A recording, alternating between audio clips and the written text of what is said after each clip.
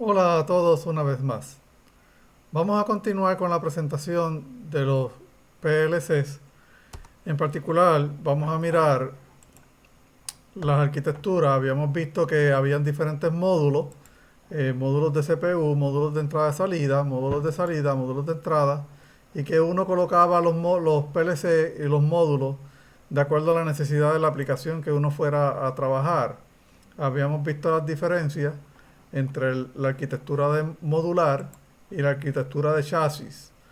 Eh, Hoy vamos a ver un poco más en detalle los módulos de control. Vamos a ver de qué se tratan los módulos de control. Resulta que el módulo de control por lo general tiene el CPU y tiene el memoria. Esta memoria se va a dividir en dos partes. Una parte es una parte tipo flash que trabaja la parte donde se va a estar colocando la programación del diagrama de escalera.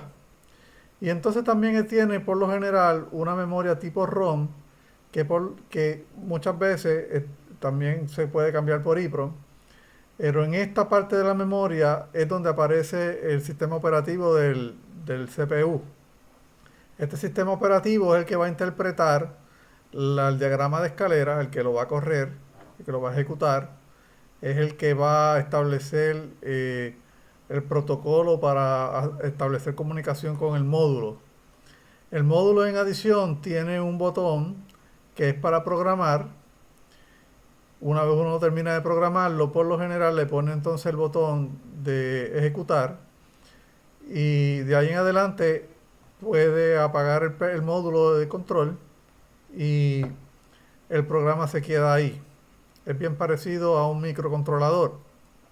La diferencia entre el microcontrolador y el PLC habíamos mencionado en una clase anterior que era un asunto de validación. Los PLC ya vienen validados, mientras que cuando uno diseña con un microcontrolador, pues hay que validar y eso tiene un costo asociado. Este módulo en particular tiene también algunas entradas y algunas salidas y tiene un conector para la interfase.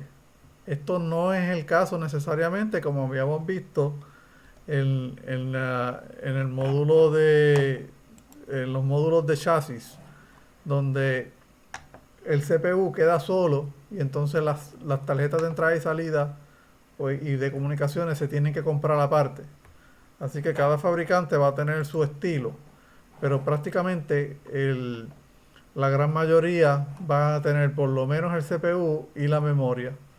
Y la memoria va a tener las dos partes que les mencioné. Ya estas tres últimas pues va a depender del modelo o del fabricante.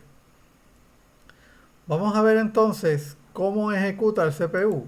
El sistema operativo tiene una ejecución secuencial en los diagramas de escalera. Se debe tener cuidado de no crear situaciones adversas porque dependiendo del orden del diagrama, pues pudiera crearse una situación adversa. Por ejemplo, vamos a ver esta señal. Cuando el sensor C1 se activa,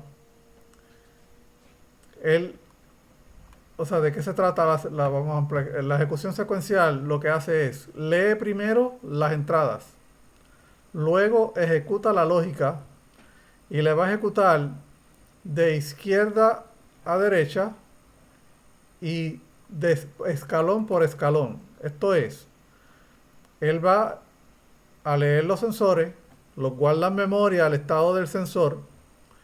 Durante el proceso donde está ejecutando la lógica, el sensor puede cambiar de estado, pero él no lo va a ver porque ya está en memoria. Así que este contacto es una memoria dentro del PLC. Si estuviese activo, él va a cerrar, dice un 1, hay continuidad. Él va a leer este Y0 y como no ha visto Y0 en ningún otro lado, él asume que es 0. Así que aparece ahí como que hay negado, 0 negado es 1. Hay continuidad, así que Y1 se enciende. El, por el otro lado, C1 vuelve a ser 1 y el Y0 se enciende. Y sigue ejecutando el resto del diagrama de escalera. Y ahora va al módulo de salida y activa cualquier salida dependiendo del estado de salida. Si esto hubiesen sido salida, hubiese sido activado el Y0, pero no el Y1.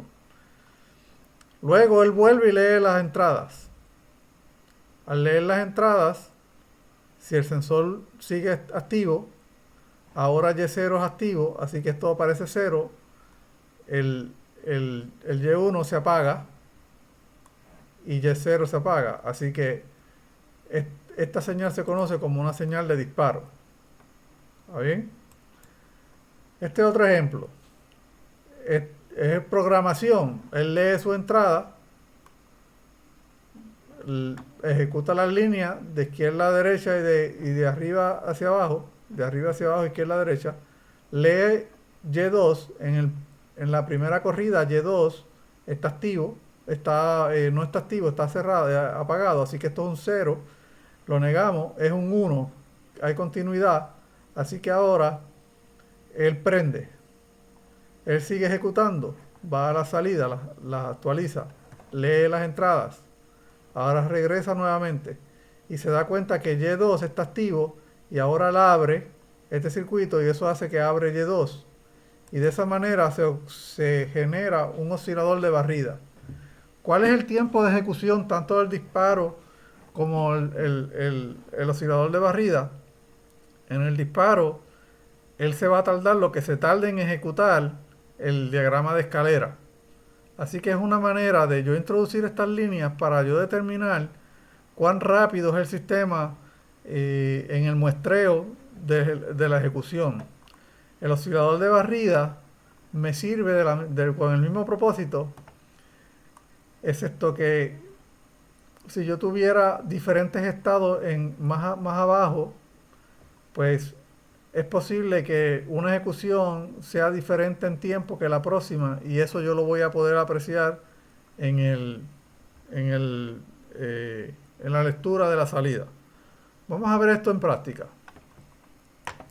Vamos a hacer un proyecto, este es el PicoSoft, ya ustedes lo conocen. Vamos a tomar uno de los PLC, agarramos este, vamos a crear nuestro diagramita de disparo, agarramos la primera entrada, no le voy a poner nombre en específico porque ya es muy sencillo el circuito, y entonces acá ponemos nuestra memoria número 2 y entonces volvemos a poner nuestro sensor abajo, volvemos a poner entonces, ponemos ahora la salida de M1. Fíjense que esta línea ejecuta primero y esta línea ejecuta después. Necesitamos hacer esto normalmente cerrado, si se acuerdan del ejemplo, y ya tenemos el circuito. Ahora vamos acá al simulador y vamos a hacer algo, vamos a estar usando esta salida y vamos a ver hoy el osciloscopio que nos da el simulador del PLC. Abrimos el canal número 1 del osciloscopio, buscamos la entrada y vamos a mirar la entrada, le damos apply y fíjense que aparece entonces el primer canal acá y aparece en el otro lado. En el segundo canal vamos a hacer lo mismo pero con la memoria número 2, que era la que estaba en la primera línea. Le vamos a dar OK. Entonces ahora vamos a darle play. Él no va a hacer nada hasta que yo no le dé el botón de que quiero grabar lo que está sucediendo. Fíjense que ahí aparece la señal de las entradas. Él está leyendo las entradas. Él hace el latch de la entrada. La voy a quitar. Y fíjense que la salida simplemente hace un disparo. Vamos a volverla a prender a ver qué sucede. La volvemos a abrir. No importa cuál es el tiempo donde está abierta activa la entrada, él siempre va a hacer el mismo disparo. Podemos hacerlo cuantas veces querramos. Y vamos a ver la simulación, y por eso es que le llaman señal de disparo. Del mismo modo, podemos borrar esta línea. Vamos a darle delete.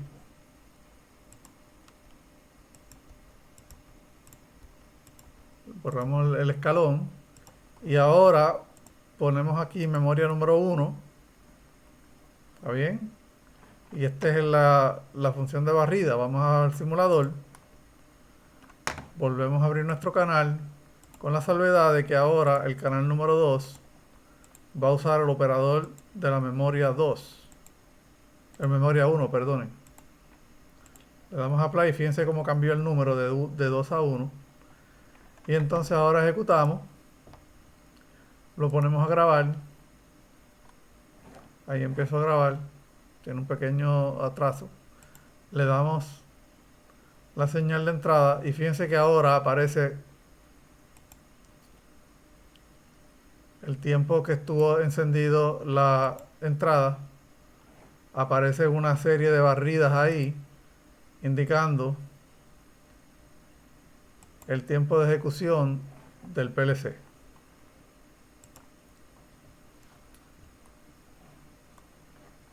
Bueno, vamos a mirar ahora, a continuar la presentación.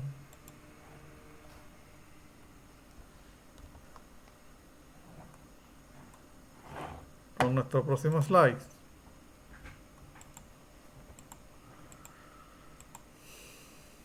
El módulo de control, por lo general, en este modelo que les mostré, que es un modelo de modular, no es de tarjeta.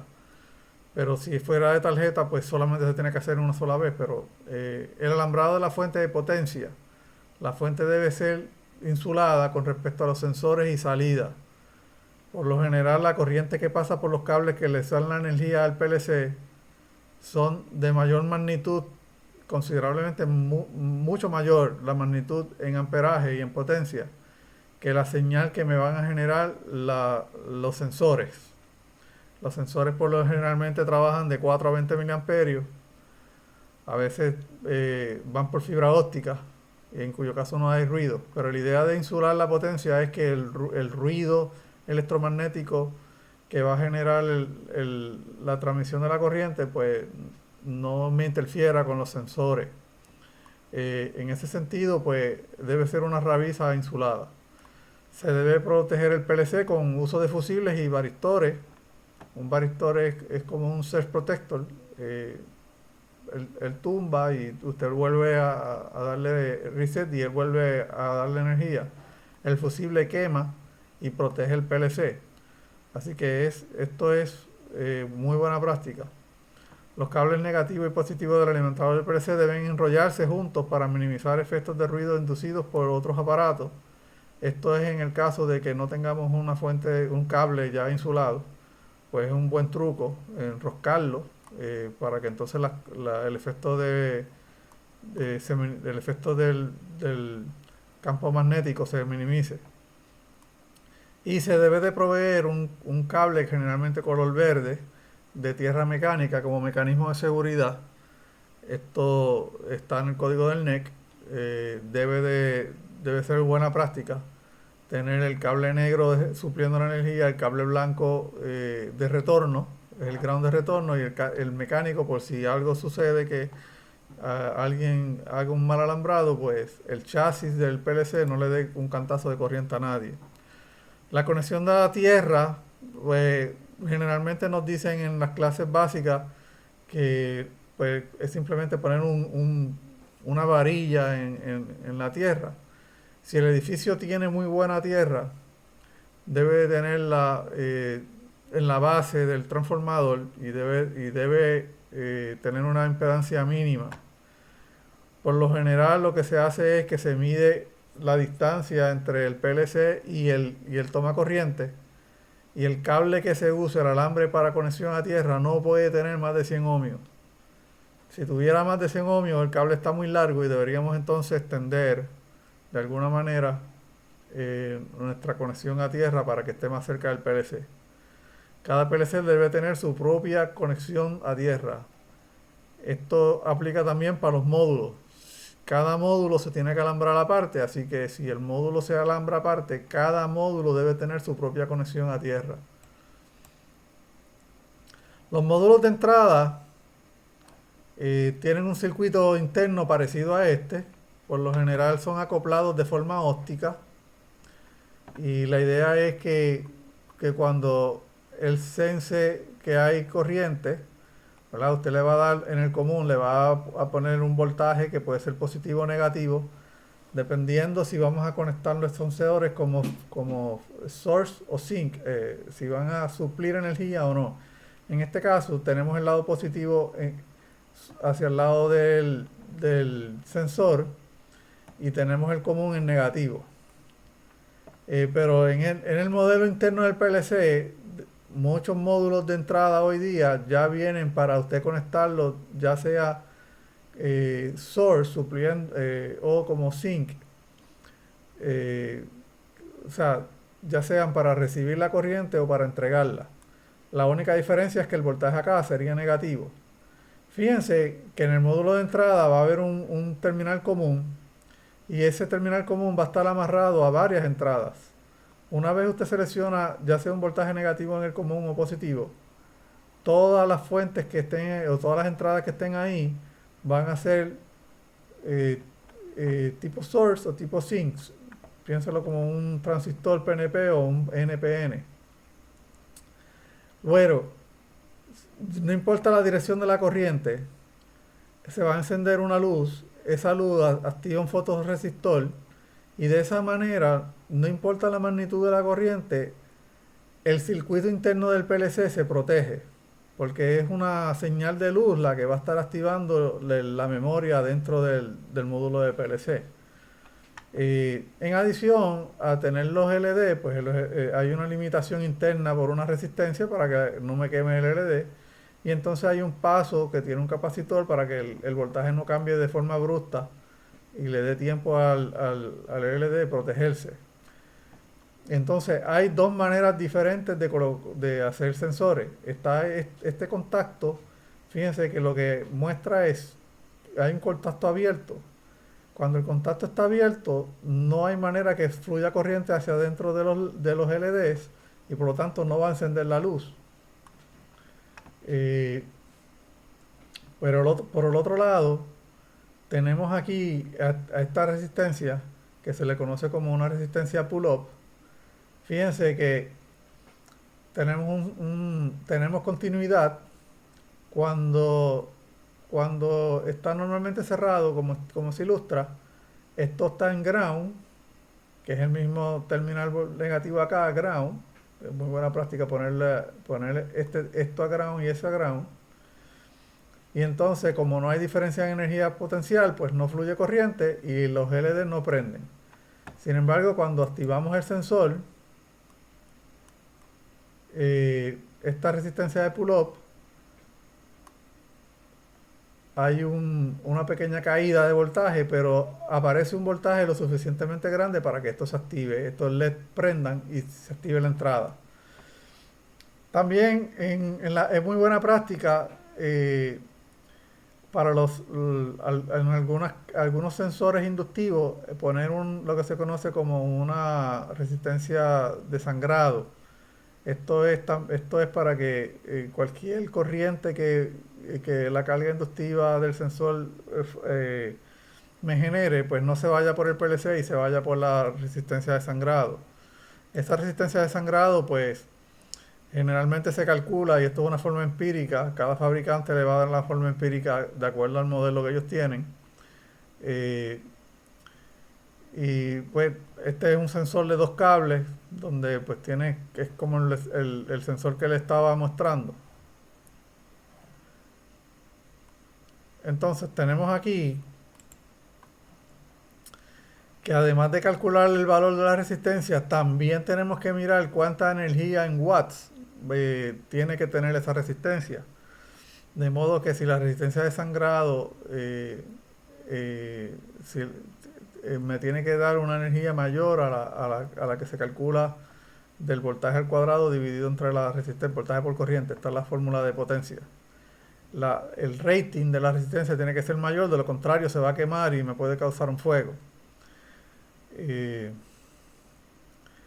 por lo general, los sensores se toman la energía del módulo de entrada y de la conexión de potencia que conectamos en, en esta fuente de acá.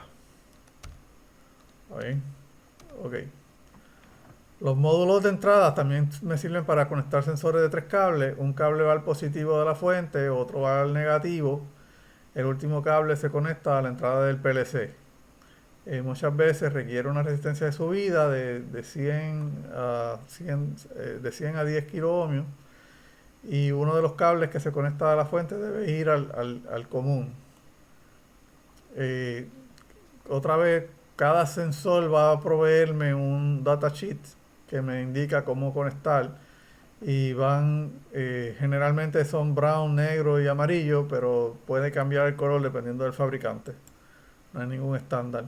Hay sensores de 4 cables, se comportan parecidos a un relé, donde yo tengo mi conexión de positivo a negativo en la fuente, y entonces lo que hace el sensor es que me da continuidad o me abre un contacto. Estos sensores son útiles para que no me aparezca cerca del PLC o cerca de la fuente una fuente de poder, porque el sensor lo que está detectando es continuidad. También se le conoce como un sensor seco. Por otro lado, los módulos de salida se ven como estos. Hay dos tipos de módulos de salida.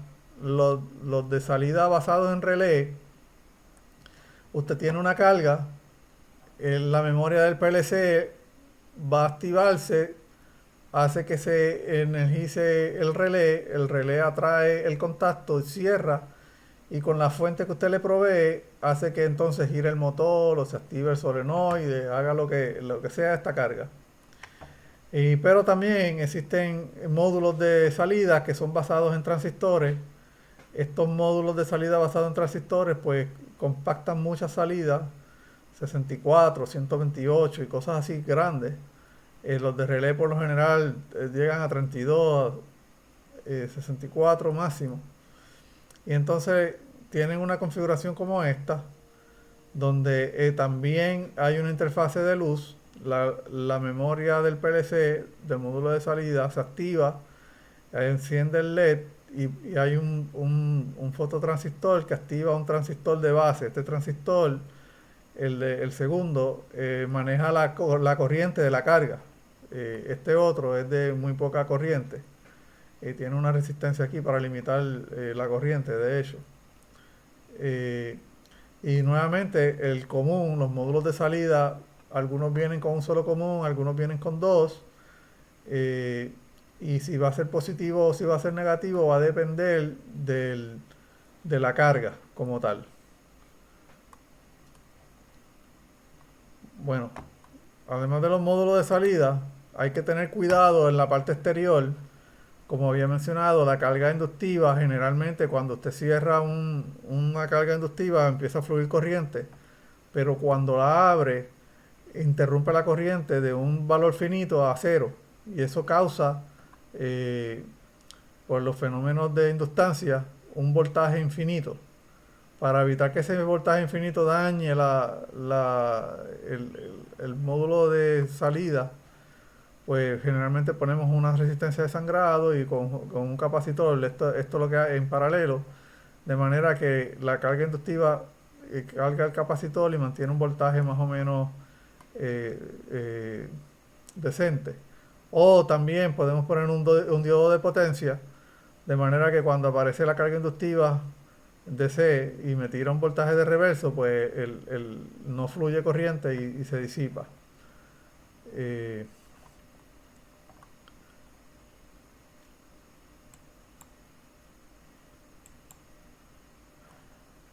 Existe también el varistol. Este es el símbolo del varistol, que es, como les mencioné, es como una pastilla que parece un capacitor, de hecho. Se ve físicamente igual a un capacitor, pero lo que hace es que abre y me protege la carga inductiva. Generalmente este varistol está en serie con un breaker y entonces si el varistol dispara, pues el breaker abre y me protege el breaker. Pero si el varistol se quema, hay que reemplazarlo y bueno, pues hay que abrir la unidad. Y esto pues se puede hacer de forma exterior. Ok, las cargas capacitivas también existen dependiendo de lo que estemos moviendo en la salida. Y se debe corregir el factor de potencia para evitar de que nos cobren mucha energía eléctrica. Se coloca una resistencia o un inductor en serie para corregir el factor de potencia. Un inductor en serie. Y se debe evitar corrientes grandes durante el cambio de voltaje. Con esto vamos a dar por terminado entonces esta presentación. Nos quedaría ver cómo nosotros configuramos en software el PLC en hardware.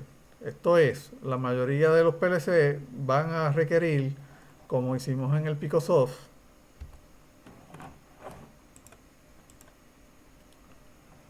van a requerir que nosotros escojamos el hardware, lo que físicamente vamos a estar conectando. En este ejemplo, como es tan sencillo, nunca usamos expansiones, pero pudimos haber agarrado una expansión y colocarla aquí de forma modular y él va pegando. Y así por el estilo. Esa es una entrada. Este otro módulo no es compatible para este es de otra. Esta es la serie A. Serie A, esta. Bueno, este módulo tiene tanto IA es entrada o W son salidas. O sea que el módulo tiene tanto entradas como salidas. Bueno, pues nos veremos en la próxima video. Hasta luego.